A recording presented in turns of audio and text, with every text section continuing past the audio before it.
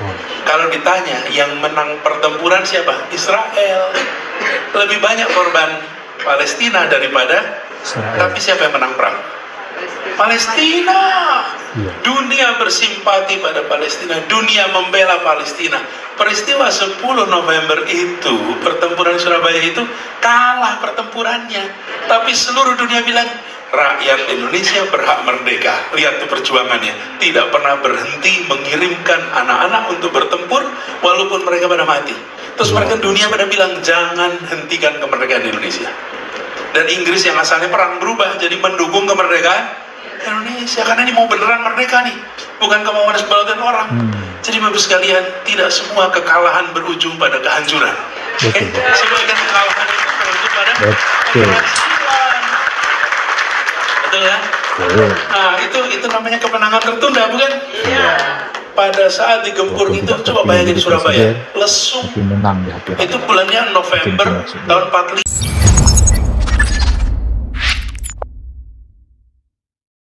Assalamualaikum warahmatullahi wabarakatuh. Halo guys, berjumpa kembali dengan channel YouTube Lensa KW.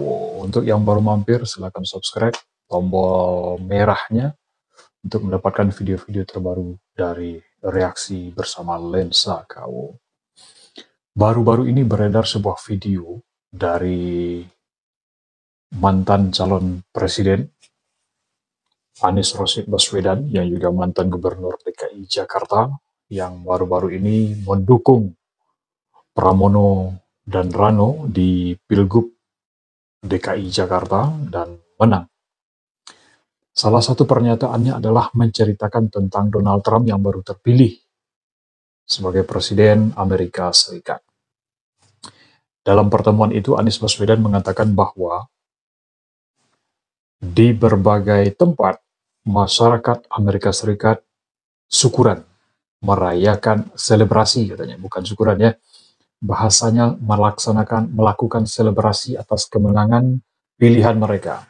Artinya di berbagai kota, di berbagai tempat, masyarakat senang gembira karena pilihan mereka, jagoan mereka sebagai presiden yang mereka unggulkan terpilih sebagai presiden untuk beberapa tahun ke depan.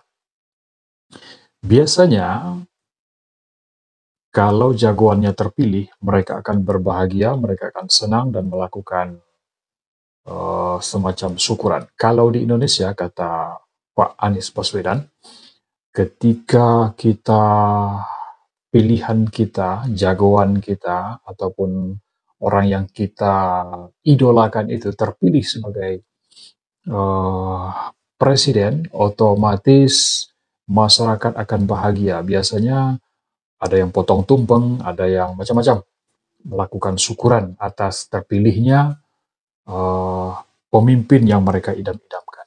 Akan tetapi itu tidak terlihat di Indonesia. Ini pernyataan dari Anies Rashid Baswedan. Teman-teman bisa cari videonya di YouTube, juga banyak berseliweran. Tapi pada video ini saya tidak tahu apakah video berikutnya akan ada pernyataan itu. Kalau tidak salah memang di pertemuan ini juga. Artinya, ya teman-teman sendirilah yang menyimpulkan ya. Saya tidak berani nih. Oke guys. Dan yuk kita lihat video berikut ini yang judulnya Anies bilang perubahan itu belum terkalahkan. Masyarakat masih menginginkan perubahan. Yuk, kita langsung saja tonton videonya. Hari Pahlawan. Pahlawannya di mana? Yang kejadian itu di Surabaya. Peristiwa apa? Ini 10 Perang, betul November, ya? Hari Pahlawan. Perangnya antara Indonesia lawan Sekutu. Betul. Ya. Itu luar biasa. Saya mau tanya nih, perangnya berapa hari Bapak Ibu? Kan diperingati 10 November. Berapa hari perangnya? Kita ini pada memperingati nggak hafal. Ampun. Betul. Perangnya 1 hari. Enggak, perangnya 3 minggu. 3 minggu perangnya nih. Terus yang menang siapa Bapak Ibu? Perangnya di Indonesia. Surabaya. Yakin? Yakin yang menang Indonesia? Oh, yang menang Sekutu. Iya, yang menang di perang itu siapa? Sekutu. Sekutu meninggal 500 sampai 1000. Indonesia meninggal 20.000, Bapak Ibu. Surabaya hancur lebur. Gedung-gedung luluh lantak, jembatan rusak, semua hancur lebur. Dibombardir sama Sekutu. Kalah kita kalau hitung pertempuran. Kalah. Tapi apa yang terjadi? Pertempuran itu, saya lihat, mulai tanggal 25 Oktober. Terus, apa yang terjadi dari peristiwa itu? Tidak berhenti rakyat berperang melawan Sekutu. Maju, hantam, meninggal, maju lagi, terus tidak pernah berhenti. Sampai tentara Sekutu itu, kalau bahasa Jawa itu gilo. Gilo itu ngeri dia. Ini udah pada meninggal, bukannya berhenti, bukannya pada mundur, meninggal malah maju lagi, terus maju lagi.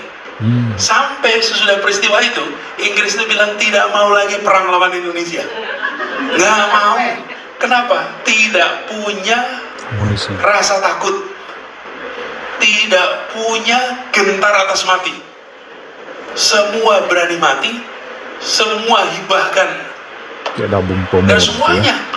Itu Jenderal Malabi yang meninggal itu terbunuh oleh satu orang yang pengusaha, Bu, namanya Aji Sendok, karena usahanya dagang telur, kan UMKM itu. Iya dong, masa pabrik telur. Ajis disebut Aji Sendok tuh karena ini Ajis yang usahanya jualan telur. Ini jualan telur dan nembak si Jenderal Malabi. Seluruh rakyat bertempur. Dan ibu-ibu bayangkan, dibayangkan coba, kalau ada anak ibu umurnya 16 tahun, terus permisi, Bu, saya mau berangkat perang ya. Coba hari ini gimana, Bu? Wih, mau berangkat demo aja, jangan dong, gitu kan. Ini mau berangkat perang, belum tentu pulang hidup. Oh, itu ribuan gak pernah berhenti. Peristiwa Surabaya itu seperti Gaza hari ini. Kalau ditanya yang menang pertempuran siapa? Israel. Lebih banyak korban Palestina daripada tapi siapa yang menang perang? Palestina. Dunia bersimpati pada Palestina, dunia membela Palestina. Peristiwa 10 November itu, pertempuran Surabaya itu kalah pertempurannya, tapi seluruh dunia bilang rakyat Indonesia berhak merdeka. Lihat tuh perjuangannya, tidak pernah berhenti mengirimkan anak-anak untuk bertempur walaupun mereka pada mati.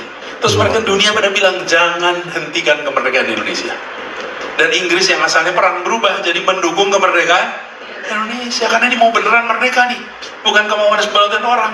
Jadi Bapak sekalian, tidak semua kekalahan berujung pada kehancuran. Sebagian kekalahan itu berujung pada keberhasilan. Betul kan? Nah, itu namanya kemenangan tertunda, bukan? Pada saat digempur itu, coba bayangin di Surabaya, lesu. Itu bulannya November tahun 45. Baru 4 tahun kemudian dunia mengakui Indonesia merdeka. Tapi gara-gara peristiwa kalah itu, semua orang bangkit di mana-mana. Karena itulah kenapa diperingati hari. Cuma kita pada nggak ingat kalau itu pada kalah sebetulnya di situ. Jadi kita ambil hikmahnya nih, Ibu sekalian, perjuangan kita jalan terus, maju terus ke depan, kita terus bergerak untuk perubahan, kita jaga silaturahmi, kita bergerak terus ke depan ya. Terima kasih. Mantap sekali Pak Anies dengan ilmunya menjabarkan peristiwa 10 November secara ringkas.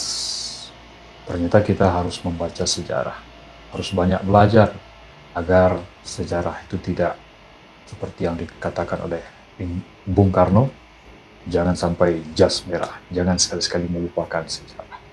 Kita lanjut, ini ada video Mas Anies bersama Pak Anies bersama Rosi di salah satu stasiun televisi ya. Betul sekali. Jadi sebetulnya dan menurut saya, ketika pemimpin itu sudah terpilih dan duduk sebagai kepala daerah atau pemimpin, stakeholder, pengambil kebijakan, dia bukan lagi milik partainya. Dia bukan lagi mementingkan kelompok golongannya. apalagi hanya pada partainya, apalagi hanya pada pemilik modal yang memodali selama pemilu atau selama kampanye saja. Dan tetapi dia sudah menjadi milik daerah itu. Kalau seandainya dia di DKI Jakarta, maka dia menjadi milik warga DKI Jakarta. Jadi penyetaraan, pembangunankah, kesejahteraankah, itu harus adil dan merata.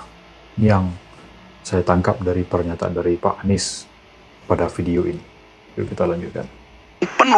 Oke guys, terlihat dari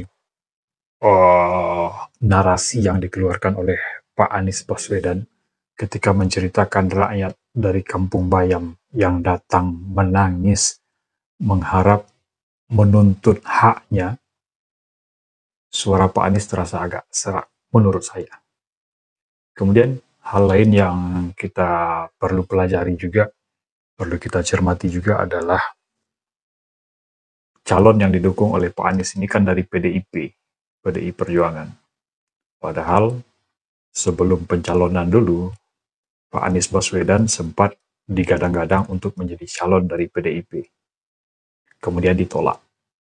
Biasanya, orang yang baperan, dia tidak akan mengambil atau tidak akan mendukung lagi partai yang menolaknya untuk mencalonkan sebagai kepala daerah.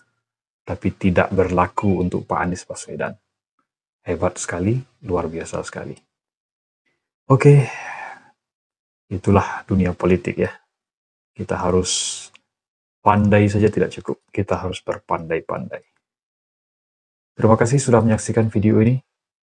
Berikut insya Allah kita akan tayangkan lagi video-video reaksi berikutnya seputar Negara Kesatuan Republik Indonesia. Tetap jaga persatuan dan kesatuan, tetap jaga keutuhan, walaupun berbeda dalam pilihan, tapi kita disatukan oleh merah putih, disatukan oleh Bhinneka Tunggal Ika. Kita satu kesatuan di bawah naungan Negara Kesatuan Republik Indonesia. Sampai jumpa. Assalamualaikum warahmatullahi wabarakatuh.